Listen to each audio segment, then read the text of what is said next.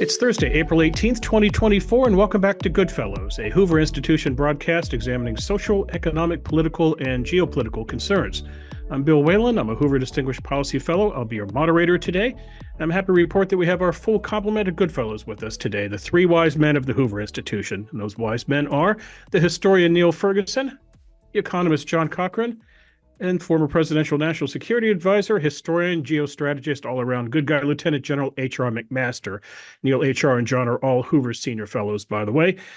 Gentlemen, we're going to do two segments today. In our second block, we're going to talk about Iran and Israel and what happens next in the Middle East. But first, we're going to take a look at immigration, something we haven't done in 3 years. And joining us, making his return to GoodFellows, is Reihan Salam.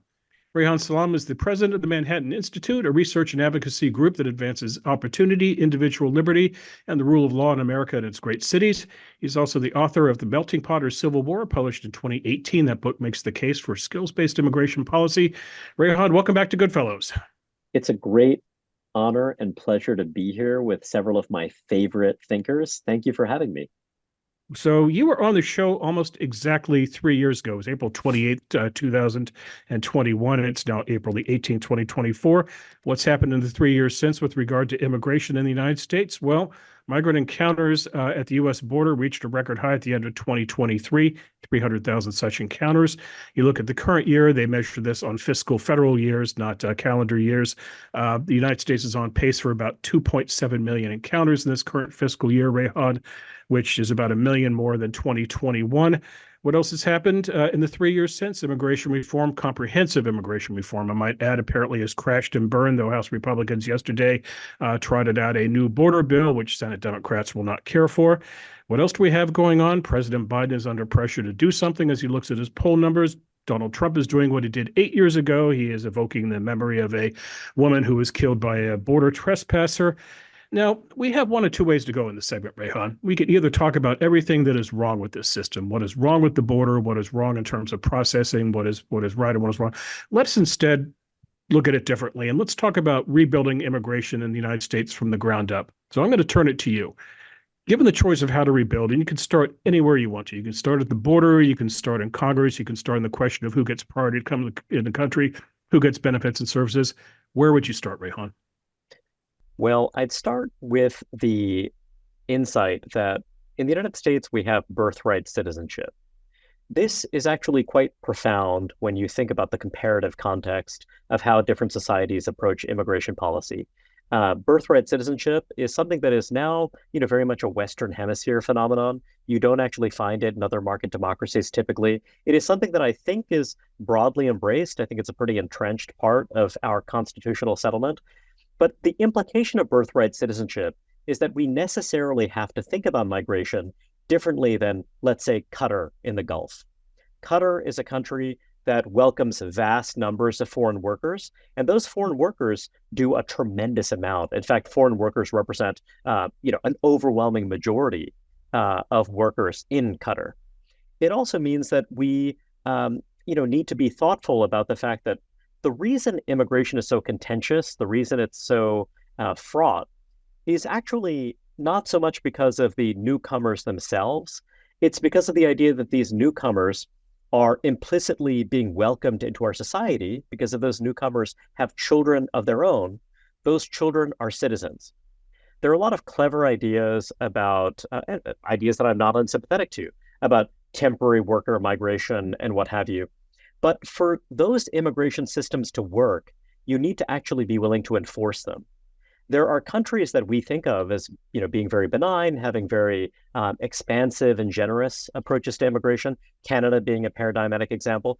Canada admits about 3 times as many immigrants as we do in the United States relative to population. But these countries typically have very stringent rules around enforcement. So what I would urge people to do is think about that, think about the long-term context. If there was a guarantee that immigrants to the United States, that migrants to the United States would never have children, that they would be perfectly content to be laborers, that they would be perfectly content to, enrich the wider society without ever demanding anything in return, whether that's in the form of social benefits, whether that's in the form of recognition and respect and political inclusion, I think the immigration debate would be very, very different. That's why it's different in authoritarian countries. So that's the thing that is really, that is to some folks disconcerting, disorienting. It's trying to balance those considerations. My view is that, I don't think we ought to have a restrictionist approach. I think that we are a country that is blessed to be a very desirable place to live, a society that's really opportunity rich, and we're a society that can really augment, strengthen, enrich our country with newcomers. But we need to be really deliberate and thoughtful about what that means. And we also need to recognize that basically immigration today in the mid-2020s is actually different than what it was in the 1920s or the 1880s, or you name it. It is really quite different. So that's why what I would favor is, basically an approach that is very open to folks who are skilled, that embraces this idea of temporary to permanent migration. That is the idea that we admit folks maybe initially on a provisional basis, and once they demonstrate that they are able to make a contribution, they're able to support themselves and what have you, then we basically move them to permanent. And I think that this is something that is pretty time tested. There are other societies that have embraced an approach like this that has actually worked pretty well. I think that it actually resonates with the gut level intuitions that a lot of Americans have. And it would be markedly different from what we have now, which is this bizarre situation in which if you walk across the border and are willing to make a baseless asylum claim, you're able to gain access to the country. So that's my big picture perspective. Reihan, one of the things that bothers me is when people conflate illegal immigration with legal immigration, or refugees with migrants and so forth. Could you maybe clarify for our viewers these different categories and tell us where you think they're connected? For one thought that I had and tried to advance in the Trump administration with zero success was that what if we opened 40 consulates in this hemisphere and did exactly as you're suggesting, encourage those to apply for visas, who were qualified and filled a need in our society. The idea was that would pay for itself just the visa fees alone, but think about also the taxes. Think also about the remittances sent back to those communities that would alleviate some of the pressure, and then maybe people would be lining up at U.S. consulates instead of lining up with coyotes. But could you maybe just talk about the categories and how they get conflated, and I'd love to hear your thoughts on that idea about how to vastly expand access and expedite visas, and to maybe as a way to alleviate some of the pressure anyway on the southern border. Well, HR, I'm grateful to you because you're clarifying what might be the crux of a disagreement, and one where I don't have a rigid view, but I do have a view that might be somewhat different. There is a credible, serious view which holds that the problem with illegal immigration is that our legal pathways aren't wide enough, full stop. And that, we have a dynamic market economy in which basically, there's an enormous appetite for labor. And in the absence of stringent regulation, you're going to see the emergence of new business models. If you have folks with, by our standards, quote unquote, limited skills, we will be able to make use of those folks, provided we don't have high minimum wages, provided we don't have other regulations that basically inhibit the ability of people to take on different roles. We'll have a more labor-intensive economy. I think that is a credible and serious view, and I think that there are skilled folks who benefit from the complementarity with less skilled workers. All of that, I believe that. The reason why I don't actually fully embrace that perspective, the reason why I actually do believe in a somewhat more restrictive approach, is because, for better or worse, I think that there is an implicit egalitarianism in contemporary American political culture. And by that, I mean, I don't actually think people are all that comfortable with the idea of newcomers who are at a standard of living that might be a radical improvement relative to where they were in Bangladesh or El Salvador or what have you, but that actually would put them very much at the bottom rung in U.S. society. Now, there's another serious argument that over a 3 or 4 generation period, they will become part of that larger American mainstream. They and their descendants, I should say, will become part of that larger mainstream. I think that's a totally credible argument. But actually, politics operates on a much shorter time scale. And so I guess my view is similar to a view that was championed during the Trump administration. There is an old provision of U.S. immigration law called the public charge. Um, and the idea here, and it's an idea that's contested and it's meant different things, but the basic idea that, you know, if you are a refugee or an asylum seeker, we don't expect you to be able to meet your own needs. If you are an immigrant coming through the mainstream process, whether as an employment-based immigrant or a family-based immigrant, we expect that you are going to be someone who is going to be able to navigate the American market economy in such a way that you will not require social services, you will not require redistribution, you will not require public assistance. Now, much has changed over the last 100 years, and a much broader swath of the American working and middle class is enmeshed in various, conditional safety net benefits, right? So it's a bit of a moving target. And there's a debate around what public charge ought to mean in this context. But my view is that it's actually reasonable to say, when it comes to newcomers, we have an abundant supply of folks who actually would meet that test. And we ought to orient our system towards people who will be able to kind of enter the mainstream economy and not be people where, frankly, folks on the progressive left can turn around and say, well, these folks are desperate. They need SNAP, they need Medicaid, they need X, Y, and Z. And then the response from some libertarian folks would be, well, no, you just bar them from those things. Well, American political culture is such when you say, hey, we've got a lot of black and brown folks who look like Reihan who can't feed their kids. I think that, like it or not, that's an aspect of our political culture that's difficult to get around. So, we can say we should pivot a little bit more in this direction. We should be a little bit more inclusive or a little bit less inclusive. But I think to make immigration policy politically sustainable, I would say this. There are folks we admit on a humanitarian basis, and we have a kind of budget for that. It costs more to meet your humanitarian needs in El Segundo than it does to meet your humanitarian needs in Bangladesh, where you have over 1 million Rohingya migrants, okay? So, when you're thinking about it from the perspective of the U.S. as a great power, sometimes it can be more cost efficient to meet the needs of people who are fleeing ethnic violence, let's say, in a lower cost society.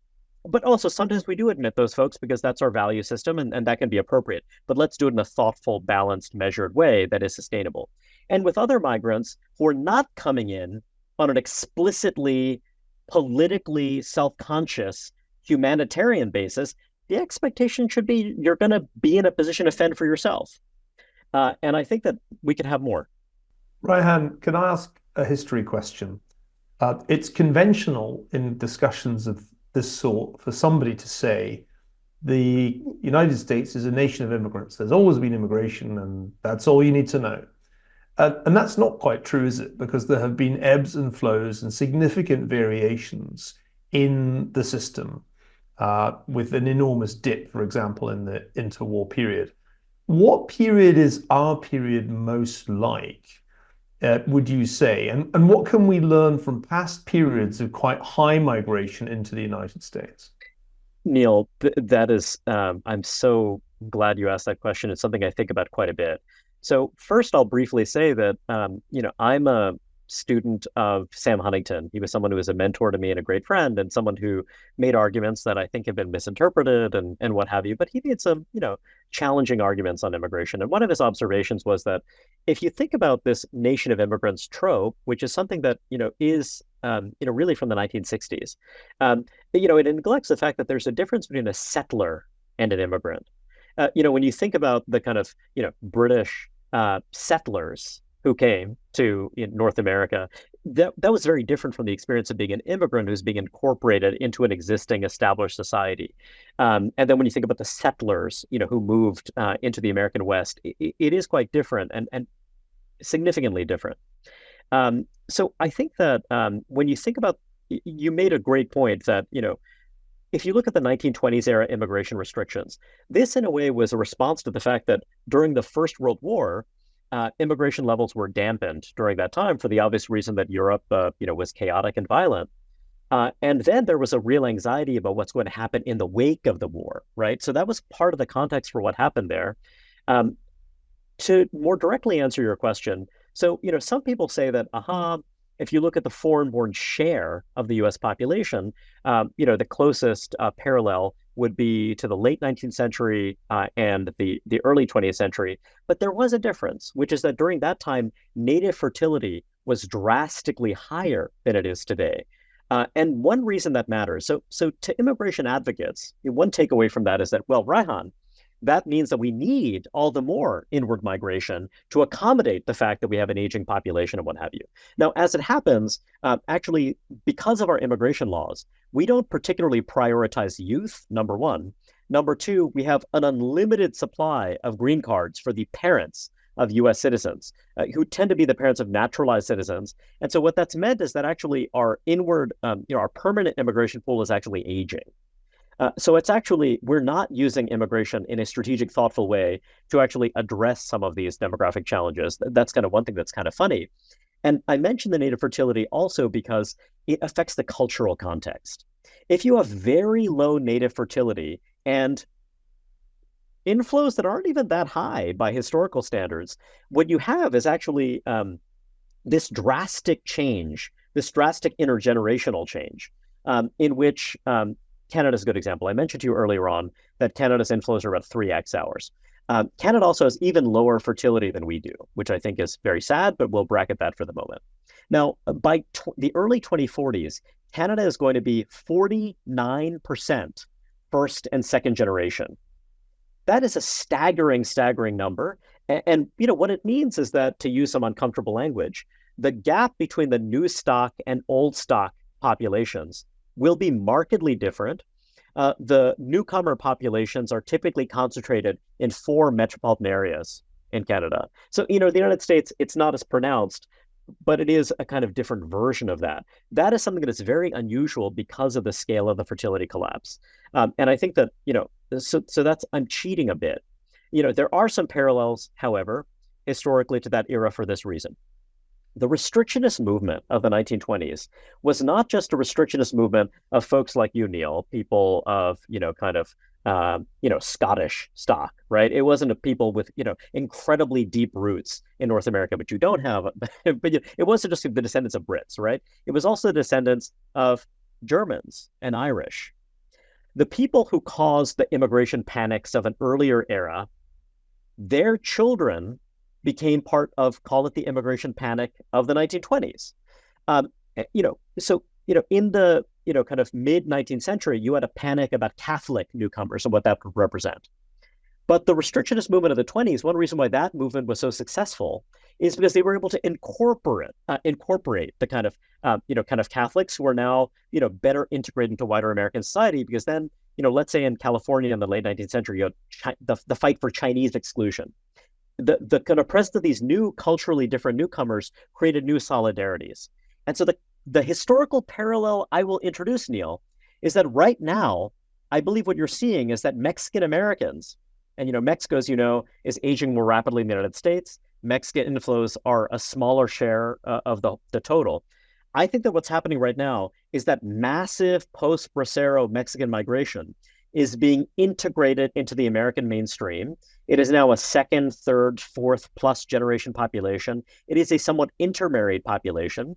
And what you're seeing is that population is, again, part of the American mainstream, and also starting to think, hey, wait a second. We have Africans who are coming across the southern border. We have, many migrants from South Asia, elsewhere, who are coming across the southern border. And wait a second, that's a different story. And we are concerned about the potential chaos. We are concerned about potentially the cultural difference, but also the economic implications. You're seeing this new restrictionist coalition that is much more diverse. And by restrictionist, I don't mean necessarily, hey, let's go to zero. It's not the kind of populist hard right position, but it is a position that is different from the kind of cosmopolitan position of the progressive left. And some folks like our friend John Cochrane, who have very intellectually credible, serious reasons for being much more laissez-faire about this. And that is something that is going to be very, very big. And the question is, how do you capitalize, or how do you approach that restrictionist sentiment? Do you do it in, what I would argue would be a smarter way that, kind of reflects what HR is talking about and what I think I'm talking about? Or is it going to be a much more extreme form of restriction that actually cuts us off from the talent that can help strengthen American great power competition, help drive our economy forward? Okay, John, you've been Well, queued. yes, thank you. I want to celebrate where you mostly started, which is let's talk about the right thing to do, not what's politically expedient, not what will, satisfy the passions of a slice of the electorate. I get to roughly where you are, but from a very different background. I want to push back a little on some of the things you said, but just for background for all our listeners, let's emphasize one thing we'll agree on. Our current system is insane. The primary way you get in is by walking and then claiming asylum. So we have an asylum system that says anybody in the world who has a claim, like most of China, all you got to do is walk across Central America, show up, and you can get into the US. But we don't fund the system enough. If we're going to do that, at least you could fund the system enough, but we don't, hundreds of billions of dollars for student loans, but not for immigration judges to actually operate the system that we put in legally. Now you mentioned that letting in refugees and for humanitarian, that you have to be prepared to take care of them, and I want to push back on that a little, because of course what we do is we let people in, but we don't give them work permits. As a matter of fact, most of them are really economic migrants. They want to work, they want desperately to come to work, and we say you can come in, but you're not allowed to work. Well, duh, then we worry about them being costly on the public charge. If you're going to let them in, allow them. Something we touched on, but important for background, it is people say, oh, we want legal immigration.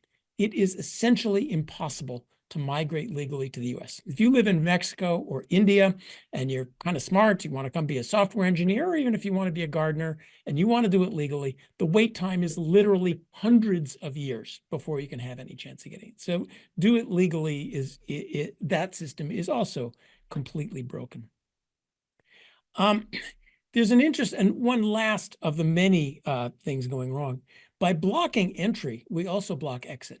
Most immigrants, you were very good at immigrants versus settlers. Most immigrants want to come and then go home, and come and go home, especially with travel cheap. But once you get into the US, if you ever leave, you can't get in again. So even though there would be a lot of voluntary temporary migration, by making it hard to get in, you make it impossible to get out and make that system even worse.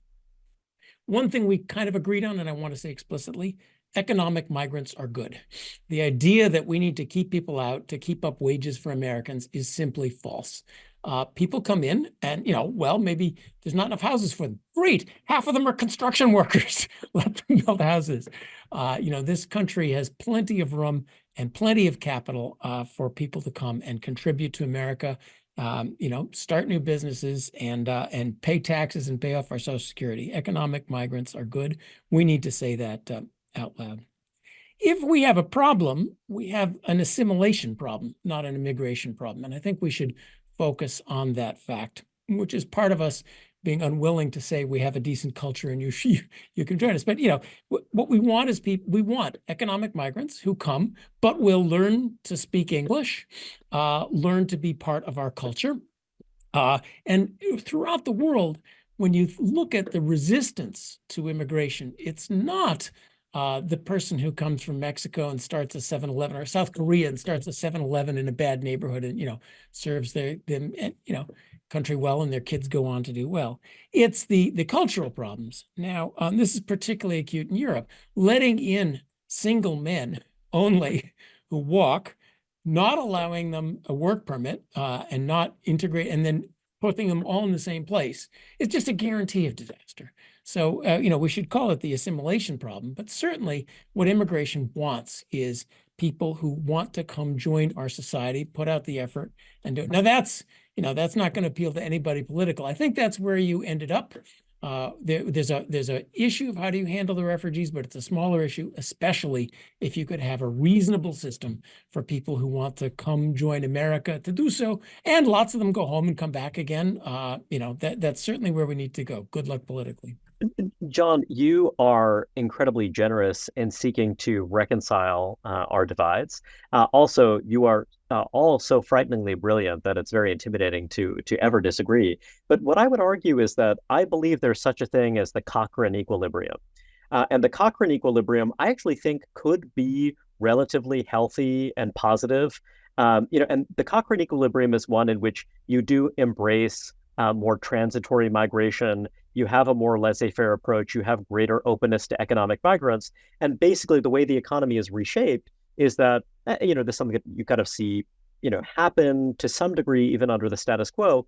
But, you have business models that adapt to the endowments of labor and capital that you have available to you. And so it could be that, in a country that is more open in this respect, we have more labor-intensive business models, and also it enriches the skilled people who are the natives in a given country, the more affluent natives. You have cheaper childcare and what have you. I think that Cochran Equilibrium is not, in fact, a nightmarish one. And I say this as someone who is, not a kind of social democrat, not an egalitarian by instinct, right?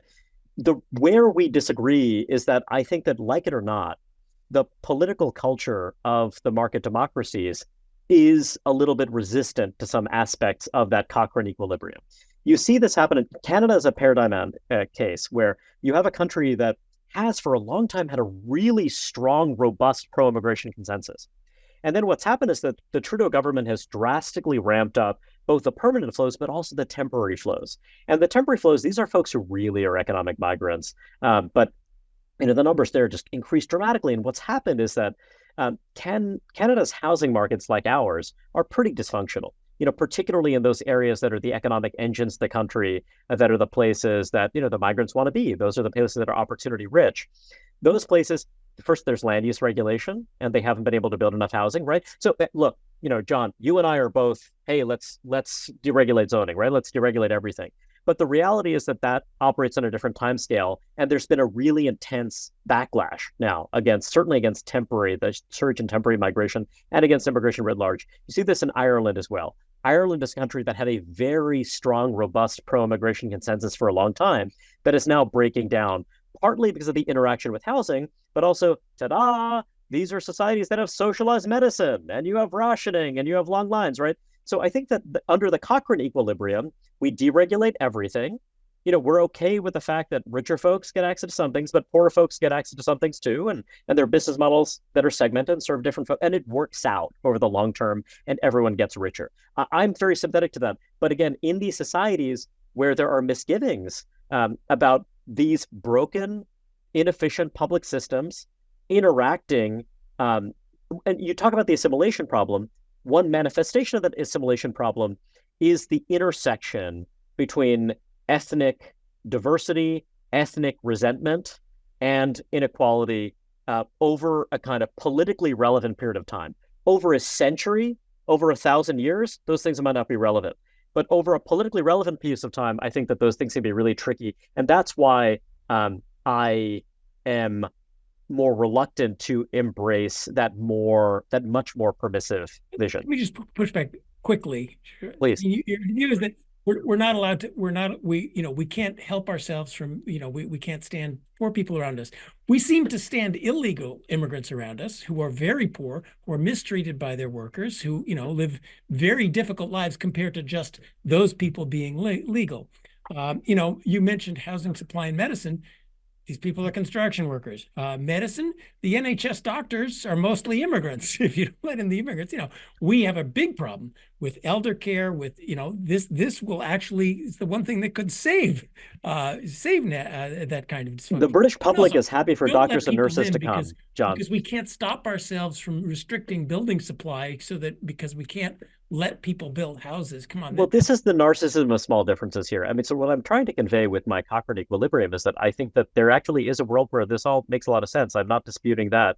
What I am suggesting is that, given that we live in this tragic world, I think what you'll find, and you'll find this in, Britain and Ireland and Canada too, if you're saying we're bringing in people who are going to expand, these kind of restricted domains of provision in a kind of thoughtful, planned way. I'm not a planner. I don't love planning, but I think that we've kind of backed into the fact that politically, you're going to have a much sharper anti-immigration backlash unless you try to think about the 80-20 rule, okay? Among the newcomers, who are the people who are going to provide the most bang for your buck in terms of kind of political dissension, but who are going to be the biggest bang for buck in terms of immediate revenue contribution, immediate contribution to easing bottlenecks. Here we agree. And I think that's Indian software engineers, anybody who gets a college degree, unlimited H-1B. Come on, this is ridiculous that we don't allow that. Yeah, very quickly, because we're almost out of time. Reihan, is there a country that is getting it right? We seem to have talked about countries that have problems with their immigration policy, and even Canada, which is often held up as an example. You've convinced me that falling fertility, and this seems to me a subject worthy of a show in its own right, changes the nature of the impact of large-scale migration. I think this is a very, very important point. And it's true just about everywhere, because fertility is falling just about everywhere. So who's getting it right? Is there a model that we can learn from? Maybe one of the European countries, maybe is it Australia? You give us the global perspective. I'd say that Canadian immigration policy under Stephen Harper, under the previous government, was balanced, thoughtful, shrewd. And I also think that Conservative government had a very thoughtful approach to the assimilation challenge as well. I think that they got it roughly right. I'd say that Singapore is a country that is so markedly unlike us that it's almost irrelevant, but it's just to make the point that for their willingness to be really stringent with enforcement, they'll literally deport you if you're a temporary worker who becomes pregnant. I mean, they're willing to go there. For them, given their expectations and norms, they have a good approach. I would argue that the kind of Stephen Harper approach in Canada is something that kind of can make sense for a North American society that is more small L liberal. You know what I mean? I think that that's something that we could actually operationalize, with some challenges, but I think that that's much more achievable for us. Let me close the segment with this question. Every president comes to office and promises comprehensive immigration reform. Every president quickly dies on that hill. It's hard to see the winner of this election getting anything done. They will be a lame duck. You look at the lineup of Congress, they just don't want to do this.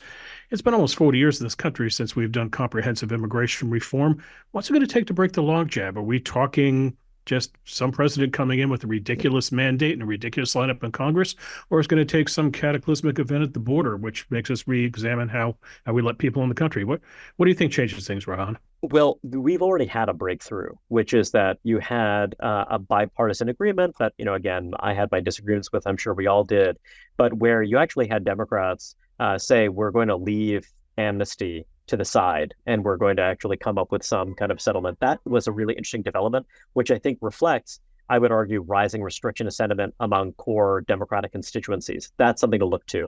The other answer is that I actually believe, and this is going to sound so ridiculous to you guys, I'm sure, and to many in your audience, but if you had another Donald Trump presidency, but this time where the former president, just decides, I want to leave a legacy. I want to be thoughtful, magnanimous. I want to cement a new coalition. Then I think that there would be interesting room, because I think that Democrats, there's so many interesting fractures there.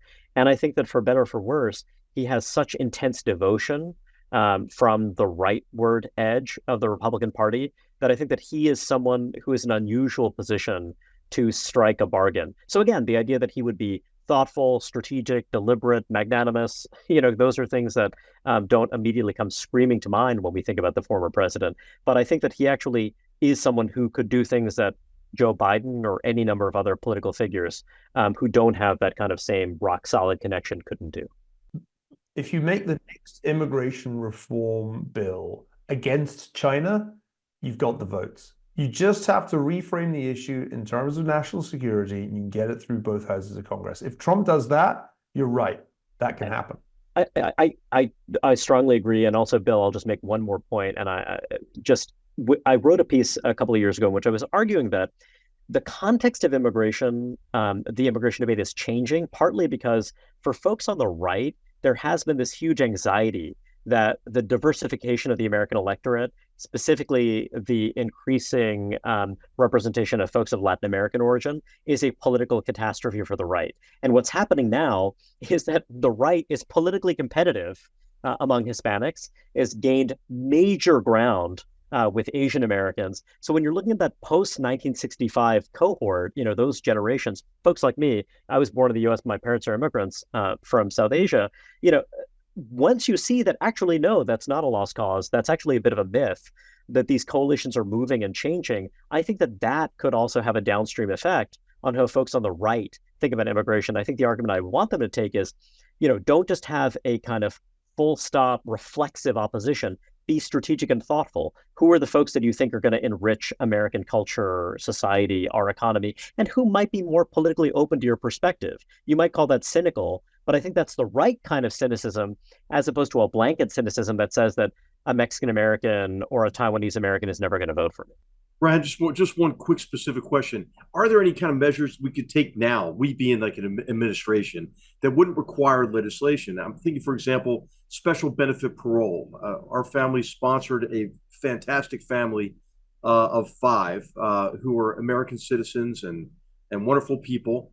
It seems like that is a great way to bring in, talent into the country and people who have who are I think some of our most patriotic Americans are immigrants and strengthen our society.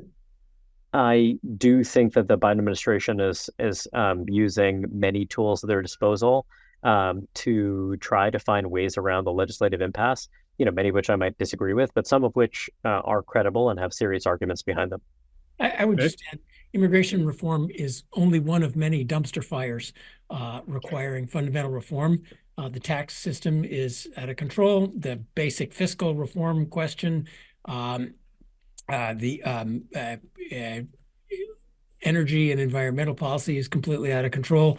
Fixing Social Security, fixing our promises to open-ended promises to healthcare. These are all issues that are dumpster fires needing sort of sit down. Any obvious bipartisan coalition could come up with a plan that wouldn't be perfect in this group, but would be much better than we have now. Such moments happen, such moments of reform happen, and they'll probably happen together or not. Hey, gentlemen, we're going to leave it there. Reihan, thanks for coming on GoodFellows. Thanks for coming back, and let's not wait 3 years next time. It's such a pleasure to be with you all. I'm such a big fan, and thank you for having me. Gentlemen, on to our second segment, that is Iran and Israel and what happened over the weekend. Over the course of 5 hours, Iran launched about 170 drones, more than 30 cruise missiles, and about 120 ballistic missiles into Israeli territory. At least they tried to. Apparently, none of the 170 drones crossed into Israeli territory. The same for the cruise missiles. Only 5 ballistic missiles got through it all. So Iran struck, but in regards, Iran also struck out. HR, let's go to you. This was an odd attack. We can agree it was an announced attack. It was fed to us live. This was not Pearl Harbor or 9/11. Can you explain what the Iranians are up to here? I know there are people who want to say the Iranians did not intend to do any damage. It was just symbolic, but do you buy that? I don't buy it at all, Bill. I mean, when you launch 300, combination of drones and missiles at a country, I believe that the Iranians thought that a good number of those were going to get through and they were going to be able to inflict significant damage. I think what you've seen is really the result of decades of work of developing an integrated air defense system across the Gulf and the Levant, and that's an effort of U.S. Central Command going back to the 1970s and 80s, and so will those conditions remain where you would have all that degree of international cooperation? Would you have that same degree of U.S. assets in place were Iran to do this again? That's not a given. I mean, think about how Ukraine has had a really difficult time in sustaining its layered and tiered air defense capabilities. So I think this was a serious attack. It should be taken seriously. I think the Israelis are doing the right thing if they're considering this, the reaction based on what if they had gotten through. So I think it's kind of crazy to say that you can always shoot the missiles down. You can't go back to the source of those missiles in any kind of effective air defense. We saw this with the Houthis too. Remember initially, well, we don't want to strike the Houthis, we'll just shoot down the missiles. You got to be able to shoot down the arrows and kill the archer to have an effective air defense capability. And they've got to impose some costs on the Iranians so they won't continue this and other forms of attack that they've been conducting going back to 1979, Bill. One of the things that really bugs me is this framing of, this was a retribution attack by the Iranians based on the strike on the consulate in Syria.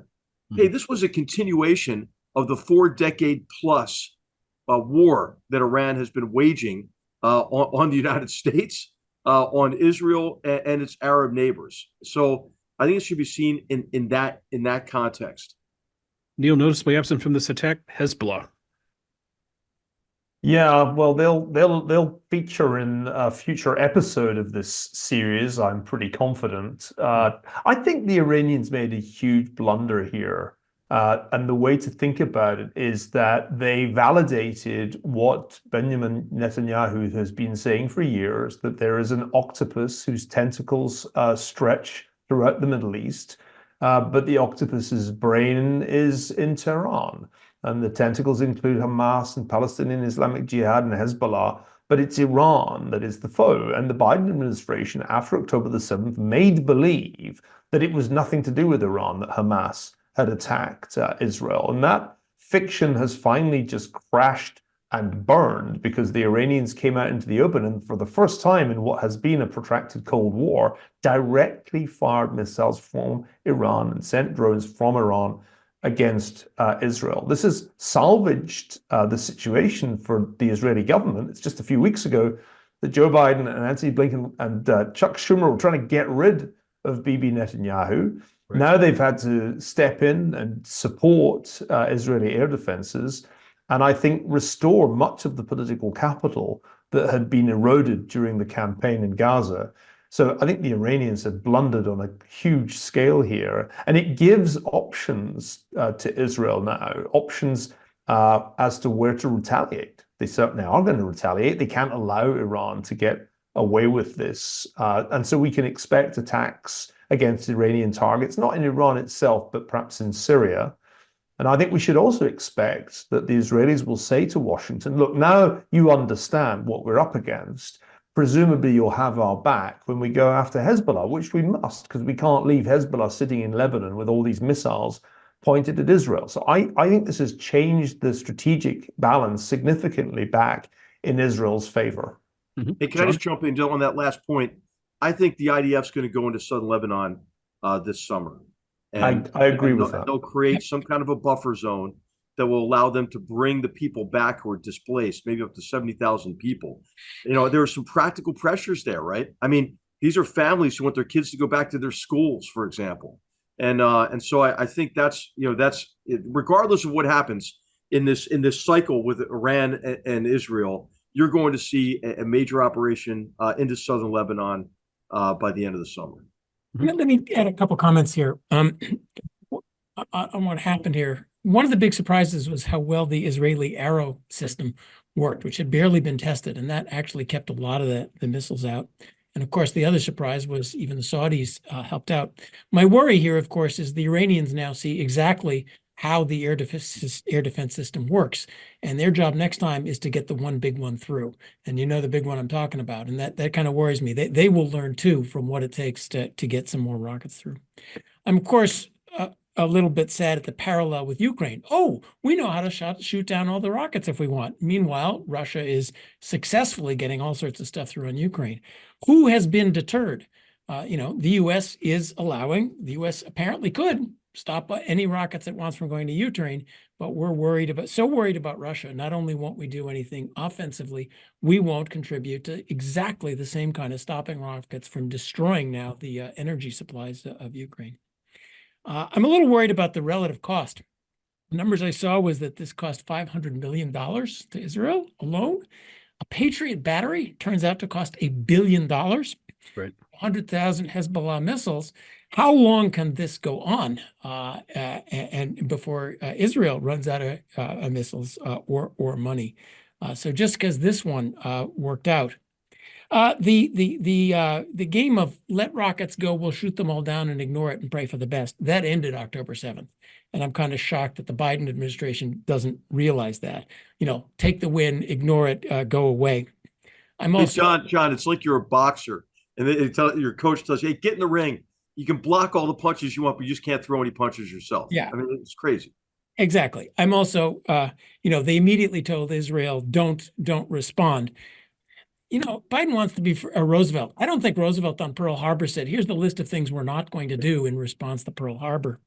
And by the way, I think goes down with line in the sand in America's deterrent capacity, that's what we just learned is gone. Iran was not turned. Last, I just want to emphasize what HR said. When you respond, and this is where I'll turn to a question. There's two kinds of wars. There's a war when what we want to do is we want to, invade, take over. We have a political end. What is the political end here? It seems to be settle down. We're not trying yet for regime change in Iran. Just deterrence don't do this. But do you want to sort of impose costs, show how tough you are, kind of like the shoving match at the bar? Or doesn't it make sense, exactly what you said, that Israel should respond, and in a little more focused this way than it did in Gaza, with targeted, reduce their capability to do this. Yes, rocket launchers, rocket production facilities, things that actually degrade their ability to do this, drone factories. Drone factories, the transport systems that bring every ship that brings missiles across to the Houthis. What's going on here? Why are we not allowed to do that? But it seems that going narrowly in after things that really degrade the capacity to do this, rather than something showy, is the way to go. But that seemed to be where you were going, and I wanted to get a little deeper on why. Hey, just quick comment. You're absolutely right about that, right? So you have to really base any kind of response on what the objectives are. So the objectives might be, I would cause problems for the entire Iranian threat network, not just limited to strikes inside of Iran, but also go back to the source. You mentioned some of these targets, but the overall objective would be to dramatically degrade Iran's ability to continue to operate, export its drone missile strike complex. Yes. But I think I want to go back to the first point you made, John, because this is really important. I think, Neil, I'd like to hear your comments on this as well. What we're not talking about right now is Iran's pursuit of a nuclear weapon. And the Begin Doctrine is still in place in Israel, which is that Israel will not tolerate a hostile state having the most destructive weapons on earth. And hey, after this attack, with good reason, as John pointed out. So I think what we're going to see in the near term, as we've been discussing, is some kind of a strike back. I think we're going to see in the summer is an operation in southern Lebanon. But hey, a strike against Iran's nuclear facilities, it's coming. It's coming, and it's just a question of when, I think. And whether or not the United States is going to have Israel's back or be involved in this. We cannot go on with hundreds of thousands of cheap rockets, and we spend millions to shoot each of them down, and Israel spends millions. That can't go on either. There are low cost solutions too, but they have to be used in a complementary way. So with these really high cost ones, John, what they do is basically they say we're going to protect this facility, this area with these high cost weapons. And if it's going to fall in the desert, they just don't engage those rockets and missiles. But you can also have point defenses, which are like the old, the old ship defenses, like Gatling guns, that just put out a lot of rounds. The phalanx system, for example.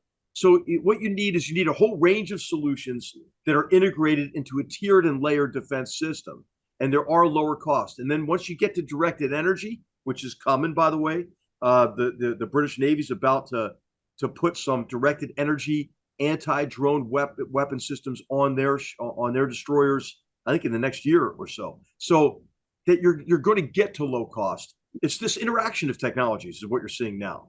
I also just want to add one last point. Ronald Reagan was right and Joe Biden was wrong in the 1980s about Star Wars being a good idea. Thank goodness for missile defenses. Hey, Neil, why don't you close out the segment? And you started this by calling this a series. Why don't you tell us what the next episode of the series looks like? Well, I agree with HR. There's going to be the Hezbollah episode, the Lebanon border episode, probably this summer. But he also made a hugely important point. There's a danger that the non-proliferation regime breaks down completely in the 2020s, and we see a scramble for nuclear weapons, not only in the Middle East, but in other parts of the world. After all, what's the takeaway from the war in Ukraine? That Russia benefits greatly from possessing nuclear weapons, and Ukraine gave them up and left itself highly vulnerable. So I worry that the Iranians are now increasingly emboldened to make the dash for nuclear weapons. And that's a 3-month dash, which again gets us to the summer. So I think this is going to be a hot summer in the Middle East, and not just in terms of temperature. Okay, gentlemen, we'll leave it there, to be continued. And now, on to the lightning round.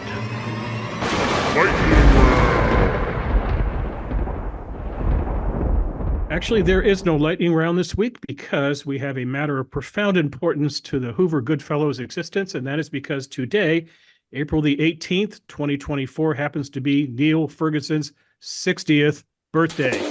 Niall, happy birthday. Thank you very much indeed, gentlemen. I cannot think of a better Happy way. birthday. Wait, I got to get the whole. This is all you're getting, by the way. Hey, I'll take those Scottish flags. Scotland! Where the hell they are, man? Where'd your flags go, HR? General's the one person not prepared. Unbelievable. It's Well, Niall, I want to get your thoughts on turning 60. Obviously, it's a big deal for you. Why else would you bother to lose the beard and shave? But first, a few people wanted to send in their birthday wishes to you. If our very talented producer, Scott Immigrant, could go to the video, let's see who all said hello to Niall. Neil, we've been friends for over 30 years, and in all that time I've said that you're the most brilliant historian of your generation. But then, of course, you're much younger than me. I think that your skiing might be a metaphor for your personality, because you're willing to risk anything in all weathers alongside your friends. It's also a metaphor for your intellect in that you're much slower than I am and the rest of us. Happy birthday. I'm in the back of an Uber, heading to a speaking gig, which is how my friend Niall Ferguson spends most of his waking hours, I'm convinced, so this feels fitting. I wanted to wish my good friend Neil, or as his very close friends tend to call him, Niall, don't think that's right, a very, very happy birthday. He is the person I know that knows the most about Kissinger, the Rothschilds, but isn't actually a Jew himself, which would typically put him on my watch out for this guy list, but in Neil's case, it's a rare exception. Neil, you're an incredible friend, not just to me, not just to the Jewish people, but really to civilization. I feel lucky to call you my friend. I feel smarter every time I get to be around you. You make me feel illiterate, which is the highest compliment I can pay you. Happy birthday. I know it's a really big one. Love to you, Reihan, and your whole family. Hi, Neil. I hear you're finally going to make it to 60, to the other side, as we call it. Now, I can tell you that you're going to be in rooms and you're going to start wondering, is anybody in here actually older than I am? That's one of the awful things about turning 60. The other thing is you get wiser. So I assume that you're finally going to come to understand and love American football. Happy birthday. Happy birthday, Niall Ferguson. I will say 6 words for 6 decades. Brilliant. Especially with language. Neil coins words like chimerica to describe geopolitics, to Ayarnia to tease me. Neil is bold.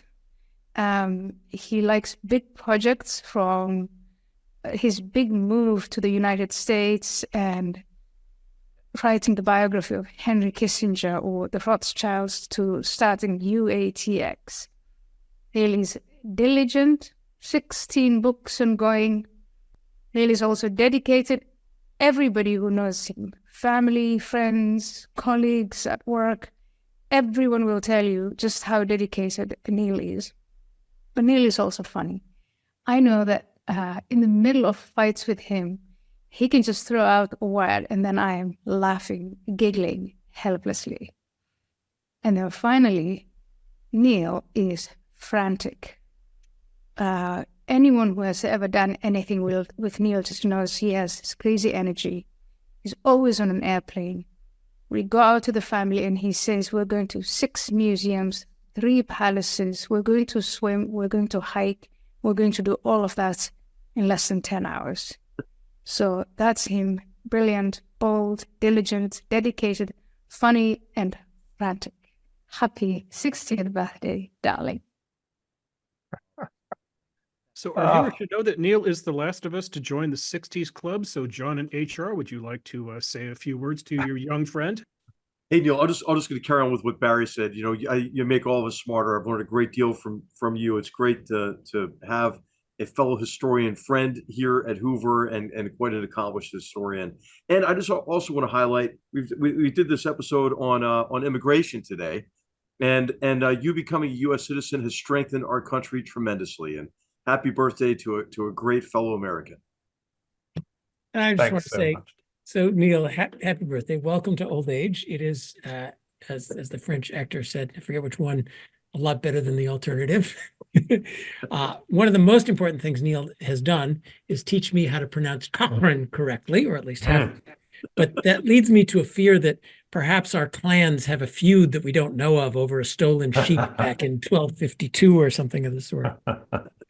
We are so fortunate that what we do allows one to continue to be productive. In fact, more and more so into our later years. You two are so lucky that you were not good enough to be professional rugby players, or you would have retired at 35. And one thing that happens in my 60s is many of my non-academic friends are starting to retire.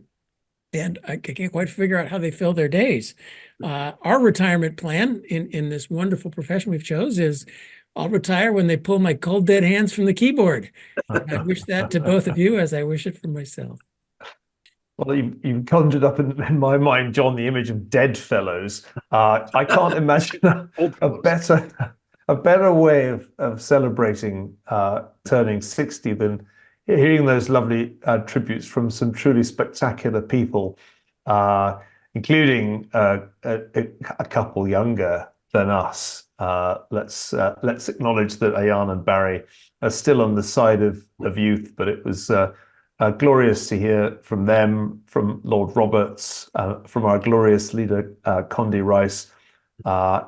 It's been a real privilege to be a good fellow in the last 4 years of my 50s, and long may we continue. I mean, good fellows at some point will be old fellows, and then eventually dead fellows. But may that be many, many years away. Thanks everybody, and I really appreciate the good wishes.